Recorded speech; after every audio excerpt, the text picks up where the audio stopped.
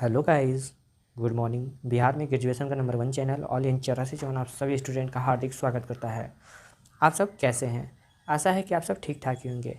Exam का तैयारी कैसा चल रहा है? फटाफट कमेंट करके बताएं।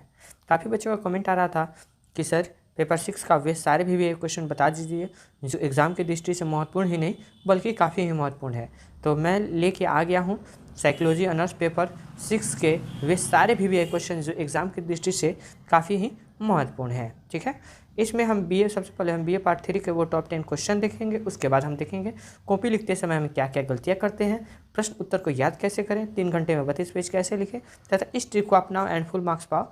इन सारे टॉपिक को इस वीडियो में हम कवर करेंगे। तो वीडियो काफ़ी मज़ेदार और धांसू होने वाला है। तो वीडियो शुरू करने से पहले आप सभी से रिक्वेस्ट है कि मैं जो भी प्रश्न बता रहा हूँ अपने नोटबुक यानी कॉपी में इसे अच्छा तरीके से आप लिख लीजिए ताकि आपको प्रश्न उत्तर को याद करने में थोड़ा सा भी कठिनाइयों का सामना ना करना पड़े। ठीक है, किन्हीं 5 प्रश्नों का उत्तर दीजिए। यानी आपको टोटल अगर कहें तो टोटल आपको 10 प्रश्न पूछे जाएंगे, लेकिन आपको 10 प्रश्नों का जवाब नहीं देना है, मात्र आपको 5 ही प्रश्नों का जवाब देना है। ठीक है, आपको इसमें 2 ग्रुप दिया हुआ है, ग्रुप ए तथा ग्रुप बी। सबसे पहले हम ग्रुप ए को हम देख लेते हैं।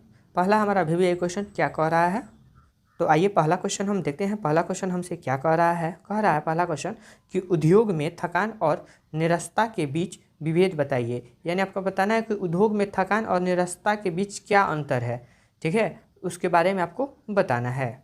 यह क्वेश्चन आपको दोस्तों इस प्रकार से भी घुमा के दे सकता है कि उद्योग में थकान और निरस्ता के बीच अंतर स्पष्ट कीजिए।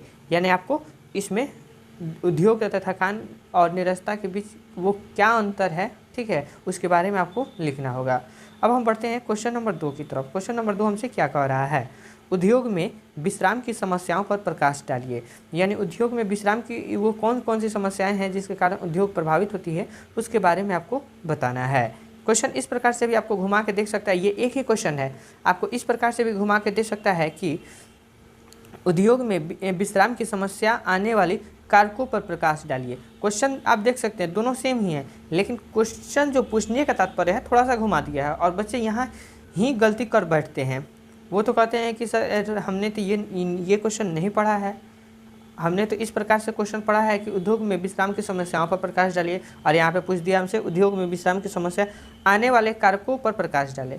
ठीक है, तो इसलिए आपको एग्जाम में कन्फ्यूजन ना हो, इसलिए जिस प्रकार से भी क्वेश्चन घुमा के आपसे क्वेश्चन किया जा सकता है उस प्रकार से हमारी टीम के द्वारा इसे घुमा के आपके सामने रखा गया है ताकि आपको वहाँ पे एग्जाम में थोड़ा सा भी दिक्कत का सामना ना करना पड़े। अब हम बढ़ते हैं अगला क्वेश्चन। क्वेश्चन नंबर 3, दुर्घटना उन्मुखता क्या है, उद्योग में दुर्घटना को रोकने के उपायों का वर्णन करें। यानी दुर्घटना उन्मुखता क्या है उसके बारे में लिखना है। ठीक है, तथा उद्योग में दुर्घटना रोकने के उपाय कौन कौन से हैं उसके बारे में भी आपको इसमें लिखना है। क्वेश्चन इस प्रकार से भी आपको दे सकता है कि उद्योग में उन्मुखता क्या है, उद्योग पर दुर्घटना रोकने के उपायों पर, यहाँ वर्णन हटा देगा, यहाँ पर बोल देगा आपको प्रकाश डालें, या फिर आपसे बोल देगा टिप्पणी लिखें। ठीक, तो क्वेश्चन किसी प्रकार से घुमाए, आपको थोड़ा सा भी कंफ्यूज नहीं होना है। या फिर इस प्रकार से भी आपसे क्वेश्चन कर सकता है शॉर्ट में कि दुर्घटना उन्मुखता क्या है, निबंध लिखे। ठीक है, तो क्वेश्चन एक ही है लेकिन आप देख सकते हैं उसका रूप अलग अलग किस प्रकार से हो सकता है। अब हम बढ़ते हैं क्वेश्चन नंबर 4 की तरफ। क्वेश्चन नंबर 4, वैज्ञानिक प्रबंधन से में गिल ब्रेथ के योगदानों की व्याख्या कीजिए। यानी आपको बताना है कि वैज्ञानिक प्रबंधन में गिल ब्रेथ के योगदान क्या थे, उनके जो योगदान थे उसके बारे में भी आपको ये क्वेश्चन में आपको बताना होगा। ठीक है, क्वेश्चन नंबर 4 समझ गए। अब हम बढ़ते हैं क्वेश्चन नंबर 5 की तरफ। है व्यावसायिक चयन में साक्षात्कार के लाभ तथा सीमाओं का वर्णन कीजिए।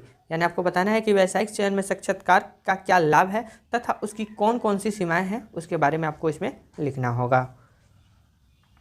फटाफट जितने भी बच्चे देख रहे हैं, फटाफट आप बिहार के किस ज़िले से देख रहे हैं, फटाफट अपना ज़िला का नाम बता दीजिए ताकि हमारी टीम आपके लिए इतना दिन रात मेहनत करती है तो उनको जान के खुशी हो कि बच्चे हमारे बिहार के इस ज़िले से देख रहे हैं। आई होप सारे बच्चे कमेंट कर दिए होंगे, अपने ज़िला का नाम बता दिए होंगे। ठीक है, और वीडियो को अभी तक जो बच्चे अभी तक लाइक नहीं किए हैं और ना ही जो है वीडियो को शेयर किए हुए हैं तो उनसे रिक्वेस्ट है कि वीडियो को ज़्यादा से ज़्यादा शेयर करें और चैनल को सब्सक्राइब भी कर लें। अपने दोस्तों के पास फटाफट शेयर कर दे वीडियो को फटाफट। अभी तक कुछ बच्चों ने नहीं किया है तो उनसे रिक्वेस्ट है ठीक है, कि वीडियो को फटाफट अपने दोस्तों के पास शेयर कर दें। आइए अब हम देखते हैं क्वेश्चन नंबर 6 की तरफ। क्वेश्चन नंबर 6 ये रहा हमारा, औद्योगिक मनोविज्ञान क्या है, इसकी समस्याओं का वर्णन कीजिए। यानी औद्योगिक मनोविज्ञान क्या है, इसकी कौन कौन सी समस्याएं हैं उसके बारे में आपको बताना है। क्वेश्चन इस प्रकार से भी घुमा के दे सकता है कि औद्योगिक मनोविज्ञान से आप क्या समझते हैं, प्रकाश डालें, या फिर आपको यहाँ पे हटा देगा, यहाँ पे बोल देगा आपसे निबंध लिखें। ठीक है, क्वेश्चन नंबर 6 समझ गए। और कुछ बच्चे अभी तक चैनल को सब्सक्राइब भी नहीं किए हैं, तो यार दोस्तों प्लीज़ आप सभी से रिक्वेस्ट है, आप हमारी टीम आपके लिए इतना मेहनत कर रही है, तो आपका भी फर्ज हमारी टीम के प्रति कुछ बनता है। जितना हो सके वीडियो को शेयर कीजिए, और चैनल को अभी तक सब्सक्राइब नहीं किए हैं तो सब्सक्राइब भी कर दीजिए, क्योंकि अगर आपका सब्सक्राइब आता है, वीडियो पे अच्छा व्यू आता है, तो आपको हो सकता है एग्ज़ाम से पहले आपको हमारी टीम के द्वारा एकदम कहानी के रूप में आपका इसका आंसर भी प्रोवाइड करा दिया जाए। ठीक है, क्वेश्चन नंबर 7 हम देखते हैं। क्वेश्चन नंबर 7 हमसे क्या कह रहा है, विकलांग बालकों की समस्याओं की विवेचना कीजिए। यानी विकलांग बालकों की कौन कौन सी समस्याएं हैं उसके बारे में आपको बताना है। क्वेश्चन इस प्रकार से भी घुमा सकता है कि मंद बुद्धि बालकों की पहचान हम किस प्रकार से कर सकते हैं। ठीक है, यानी मंद बुद्धि बालकों की पहचान हम किस प्रकार से कर सकते हैं उसके बारे में लिखना है। ये भी एक विकलांगता के ही श्रेणी में आता है। ठीक है, यहाँ पे देखिए, आपको यहाँ पे विकलांग बालकों की समस्याओं की विवेचना कीजिए, तथा मंद बुद्धि भी क्या है, मंद बुद्धि भी जो बच्चे होते हैं वो भी एक विकलांग श्रेणी में ही ना आते हैं। ठीक है, तो क्वेश्चन दोनों सेम है, क्वेश्चन सेम है। अगर क्वेश्चन को अगर पकड़ना आप सीख गए तो आपका आंसर देना कोई बड़ी बात नहीं है।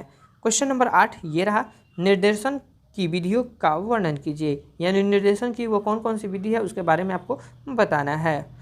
या क्वेश्चन इस प्रकार से भी आपको दे सकता है कि निर्देशन की विधियों पर प्रकाश डालें। ठीक है, क्वेश्चन 8 समझ गए। अब हम बढ़ते हैं क्वेश्चन नंबर 9 की तरफ। क्वेश्चन नंबर 9 हमसे क्या कह रहा है, बुद्धि परीक्षण क्या है, किसी बच्चे की बुद्धि को कैसे मापा जा सकता है। यानी बुद्धि परीक्षण क्या है तथा ये बताना है कि किसी बच्चे में बुद्धि की जो माप है वो किस प्रकार से किया जा सकता है। ठीक, क्वेश्चन नंबर 9 समझ गए। अब हम बढ़ते हैं क्वेश्चन नंबर 10 की तरफ। क्वेश्चन नंबर 10, शिक्षा मनोविज्ञान की किन्हीं दो विधियों की व्याख्या कीजिए। यानी आपको बताना है शिक्षा मनोविज्ञान की किन्हीं दो विधियाँ के बारे में आपको बताना है। ठीक है, अगर किसी प्रकार का अगर दिक्कत है तो आप हमें कमेंट कर सकते हैं या फिर टेलीग्राम पे मैसेज भी कर सकते हैं। ठीक है, और जो बच्चे आपका जो भी ऑनर्स पेपर है, जैसे आपका कोई फ्रेंड्स है और उनका आपको तो मान लीजिए आपका साइकोलॉजी ऑनर्स है, अगर उनका हिस्ट्री ऑनर्स हो या फिर किसी ऑनर्स पेपर हो, तो हमारे चैनल पे आप जाकर उनको चैनल शेयर कर दीजिए। वहाँ पे हमारा टीम के द्वारा बनाया गया हुआ सारा इंपॉर्टेंट VVI क्वेश्चन मिल जाएगा, फ्री ऑफ कॉस्ट, कोई भी चार्ज नहीं लगेगा। ठीक है, तो चैनल को भी जो है या वीडियो के माध्यम से उनको शेयर कर दीजिए ताकि उनका भी हेल्प हो सके। ठीक है, क्वेश्चन नंबर 11 हम समझते हैं क्या कहता है हमसे, औपचारिक और अनौपचारिक शिक्षा पर प्रकाश डालिए। यानी आपको बताना है कि औपचारिक तथा अनौपचारिक शिक्षा है उसके बारे में आपको बताना है। क्वेश्चन इस प्रकार से घुमा सकता है कि औपचारिक तथा अनौपचारिक शिक्षा में अंतर बताइए। ठीक है, तो क्वेश्चन इस प्रकार से भी घुमा सकता है। क्वेश्चन नंबर 12 देख लेते हैं, ये आखिरी हमारा क्वेश्चन है। ठीक है, आखिरी नंबर क्वेश्चन है,